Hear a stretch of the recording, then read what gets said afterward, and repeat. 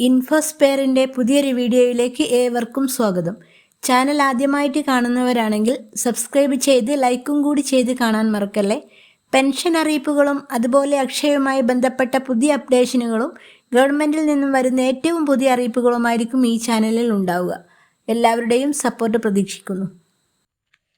സംസ്ഥാന സർക്കാരിൻ്റെ ജനക്ഷേമ പദ്ധതികളിൽ ഒന്നായിട്ടുള്ള സ്ത്രീ സുരക്ഷാ വീട്ടമ്മ പെൻഷൻ പദ്ധതി ഗുണഭോക്താക്കൾക്ക് വലിയ ആശ്വാസമായി മാറുകയാണിപ്പോൾ. പദ്ധതിയുടെ തുടക്കത്തിൽ തിരഞ്ഞെടുക്കപ്പെട്ട ലക്ഷക്കണക്കിന് ഗുണഭോക്താക്കളുടെ അക്കൗണ്ടുകളിലേക്ക് കഴിഞ്ഞ ദിവസങ്ങളിൽ 1000 രൂപ വീതം എത്തിയിരുന്നു.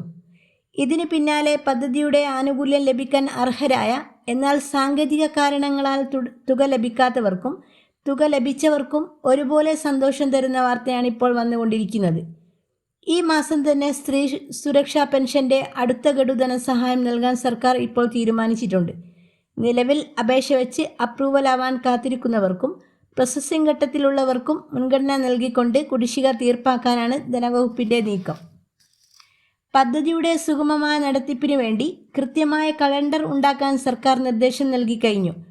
നിലവിലുള്ള സാമൂഹിക സുരക്ഷാ പെൻഷനുകളുടെ മാതൃകയിൽ എല്ലാ മാസവും അവസാന ആഴ്ചയിൽ തന്നെ ഗുണഭോക്താക്കളുടെ അക്കൗണ്ടുകളിലേക്ക് തുക നേരിട്ട് ക്രെഡിറ്റ് ചെയ്യുന്ന രീതിയിലേക്കാണ് കാര്യങ്ങൾ നീങ്ങുന്നത്. തുടക്കത്തിൽ പ്രതിമാസം 1000 രൂപയാണെങ്കിലും വരും കാലങ്ങളിൽ സംസ്ഥാനത്തിൻ്റെ സാമ്പത്തിക സ്ഥിതിയൊക്കെ അനുസരിച്ച് ഈ തുക ഘട്ടം ഘട്ടമായി വർദ്ധിപ്പിക്കാനുള്ള ആലോചന സർക്കാരിൻ്റെ പരിഗണനയിലുണ്ട്.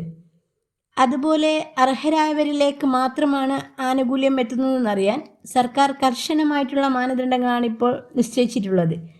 BPL വിഭാഗത്തിലും AAY മഞ്ഞ വിഭാഗത്തിലും പെട്ട റേഷൻ കാർഡുള്ള 35-നും 60-നും ഇടയിൽ പ്രായമുള്ള വീട്ടമ്മമാർക്കാണ് ഈ ആനുകൂല്യം ലഭിക്കുക. ഉപഭോക്താക്കൾക്ക് 60 വയസ്സ് തികയുന്നതോടെ ഈ സ്കീമിൽ നിന്ന് പുറത്താകുന്നതാണ്. എന്നാൽ അവർക്ക് സാമൂഹിക ക്ഷേമ പെൻഷൻ പദ്ധതിയിൽ ചേർന്ന് 2000 രൂപ പെൻഷൻ കൈപ്പറ്റാവുന്നതാണ്. അപേക്ഷകർ പ്രത്യേകം ശ്രദ്ധിക്കേണ്ട മറ്റൊരു കാര്യം, നിലവിൽ മറ്റ് ക്ഷേമ പെൻഷനുകളോ സർക്കാർ സർവീസിലുള്ളവരോ പ്രതിമാസ പെൻഷനുകളോ അല്ലെങ്കിൽ അലവൻസൊക്കെ കൈപ്പറ്റുന്നവർ ഈ പദ്ധതിക്ക് അർഹരല്ല.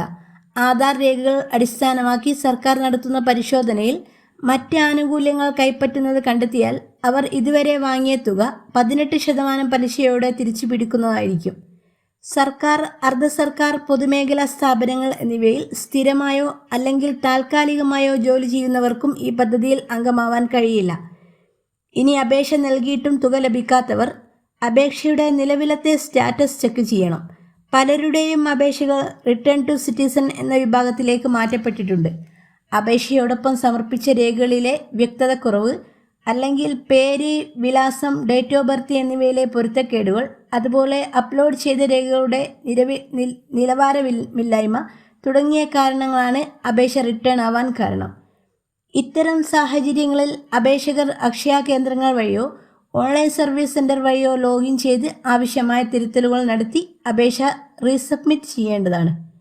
അപ്രൂവൽ ആവുന്ന മുറക്ക് തുക നിങ്ങളുടെ അക്കൗണ്ടുകളിലേക്ക് എത്തുന്നതായിരിക്കും. പദ്ധതിയുടെ ആദ്യഘട്ട വിതരണ സമയത്ത് ഏകദേശം 10 ലക്ഷത്തോളം ആളുകൾക്കാണ് ധനസഹായം ലഭിച്ചിരിക്കുന്നത്.